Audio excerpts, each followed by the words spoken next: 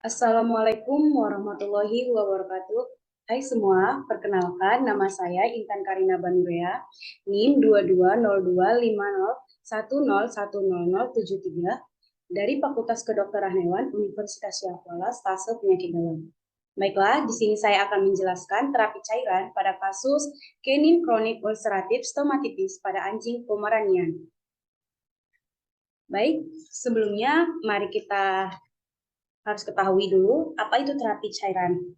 Nah, terapi cairan merupakan mekanisme pengaturan pemberian cairan untuk mencapai perfusi jaringan yang normal dengan memperhatikan hubungan keseimbangan cairan dan elektrolit pada pasien. Nah, terapi cairan itu terbagi menjadi dua, yaitu resusitasi dan rumatan. Resusitasi merupakan cairan yang berfungsi untuk mengganti cairan tubuh yang hilang apabila pasien dalam keadaan dehidrasi. Nah, resusitasi ini terbagi menjadi dua lagi, yaitu kristaloid dan koloid. Kristaloid merupakan larutan molekul organik yang kecil yang bersifat isotonis, hipotonik, dan hipertonik yang biasanya mampu bertahan dalam tubuh itu 2-3 jam atau lebih cepat diserap tubuh. Untuk kristaloid ini sendiri memiliki keuntungan itu aman, dia tidak toksik, bebas reaksi, dan harganya lebih murah. Sedangkan kerugiannya itu kristaloid ini bersifat hipotonik dan isotonik, di mana kemampuannya itu terbatas dalam ruangan intraseluler, sehingga lebih cepat terekskresi di dalam tubuh. Selanjutnya adalah koloid. Koloid ini merupakan cairan pengganti plasma atau plasma expander, yang di dalam cairan koloid ini terdapat zat-zat dengan molekul yang tinggi dengan aktivitas osmotik, sehingga bertahan lebih lama di dalam ruang intraseluler atau ruang intravaskular. Koloid kemudian merupakan jaringan pengganti plasma atau plasma expander yang di dalam cairan koloid ini terdapat zat dengan molekul tinggi dengan aktivitas osmotik sehingga bertahan lama di dalam ruang intravaskular. Kemudian ada cairan rumatan. Nah, cairan rumatan ini fungsinya itu untuk memelihara keseimbangan cairan tubuh dan nutrisi. Biasanya terbagi menjadi dua, yaitu elektrolit dan nutrisi. Kemudian selanjutnya jenis tonsitas dari kristaloid. Ada tiga, yaitu isotonis, hipertonis, dan hipotonis. Untuk cairan isotonis itu merupakan cairan di mana ketika kristaloid berisi sama dengan jumlah elektrolit di dalam tubuh. Contohnya itu ada Ringer laktat, normal salin atau NaCl 0,9%, dextrose 5%, in 1/4 normal salin. Kemudian ada hipertonis, di mana jika kristaloid berisi lebih tinggi dari elektrolit daripada plasma tubuh. Hipertonis itu merupakan ketika si kristaloid berisi lebih elektrolit daripada plasma tubuh. Konsentrasinya lebih tinggi. Biasanya contohnya itu ada dextrose in 1/2 normal salin, dextrose in normal salin, sama salin 3%. Sedangkan hipotonis itu kebalikan dari hipertonis, di mana jika kristaloidnya mengandung elektrolit lebih sedikit dari plasma dan kurang terkonsentrasi. Contohnya itu ada dextrose 1/2 di air dan 1/2 normal salin. Nah, adapun contoh dari koloid itu ada albumin 5%. Albumin 5% itu biasanya waktu paruhnya itu 16 jam dengan 95% bertahan di intravaskular. Biasanya albumin ini digunakan untuk mengkoreksi suatu penyakit akut seperti defisit volume plasma pada pasien retensi garam dan air serta udem. Selanjutnya biasanya untuk penggunaan albumin ini untuk penyakit hipokalemia, dextran yang 70 atau 40 biasa digunakan pada shock hipovolemi yang digunakan untuk profilaksis tromboembolisme. Selanjutnya waktu paruh dari dextran ini 6 jam secara intraseluler, biasanya dibatasi sampai 1 liter. Biasanya dextran ini apabila kelebihan dapat menyebabkan perdarahan normal. Kemudian gelatin. Nah, gelatin ini biasanya merek dagangnya itu ada Gelofusin. di mana biasanya gelatin ini digunakan atau diperuntukkan sebagai pengganti volume primer pada hipovolemia atau kekurangan volume stabilisasi. Kemudian ada Sambehes. Nah, Sambehes ini biasa digunakan sebagai terapi dan profilaksis untuk defisiensi dari hipovolemi. Sambehes ini bisa digunakan sebagai terapi dari profilaksis atau defisiensi hipovolemi. Biasanya digunakan juga sebagai shock terapi atau cedera.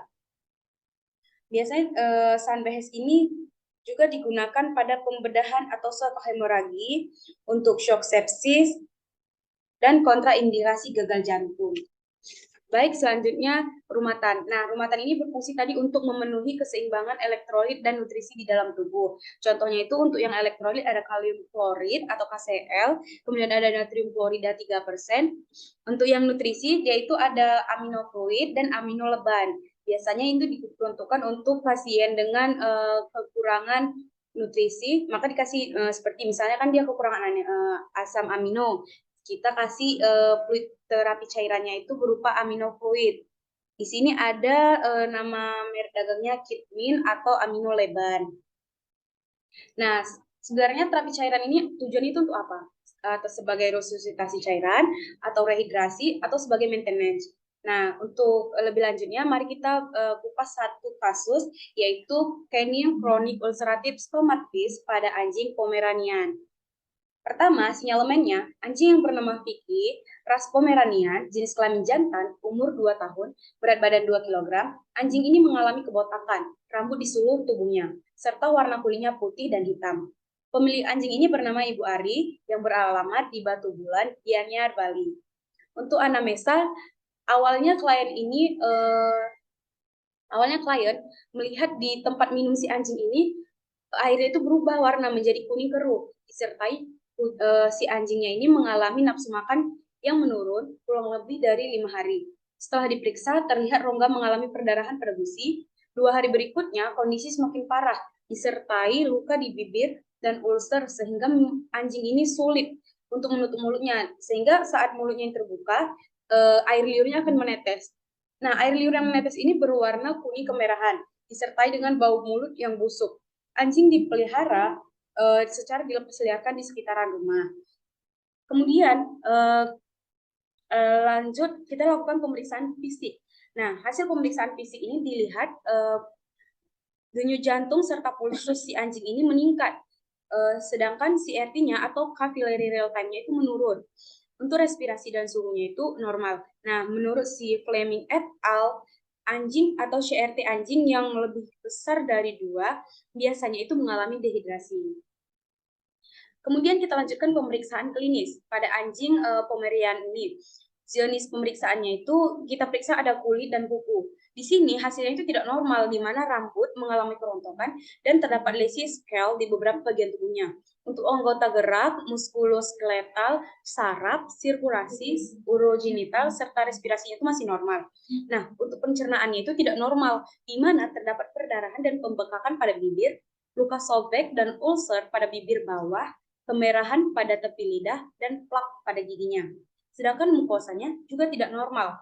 Hal ini dapat ditandai dengan terlihatnya perdarahan pada ulcer di mukosa bibir. Untuk limfonodusnya tidak normal, terdapat pembesaran limfonodus di mandibularis. Selanjutnya pemeriksaan penunjang.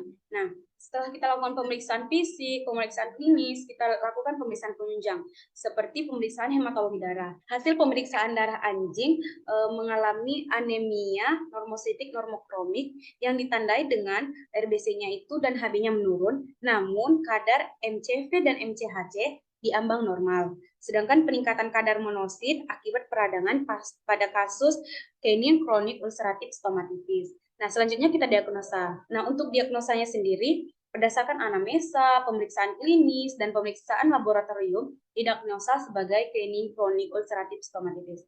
Untuk prognosanya sendiri, dia adalah pausta atau dapat disembuhkan. Berikut ini gambar pada anjing, mulut anjing yang kita lakukan pemeriksaan secara fisik. Kita lihat nih, di panah yang berwarna merah itu adanya pembekakan pada bibir, Untuk panah yang berwarna kuning itu adanya perdarahan, panah yang berwarna putih itu adanya karang gigi, kemudian ada panah biru, itu nekrosis yang terjadi, kemudian yang panah berwarna hijau itu ada ulcerasi. Nah, selanjutnya itu kita lakukan penanganan atau terapi untuk anjing Pomeranian tersebut. Ya, di sini penanganannya itu ada 3, secara kausatif, secara simptomatif, dan secara suportif.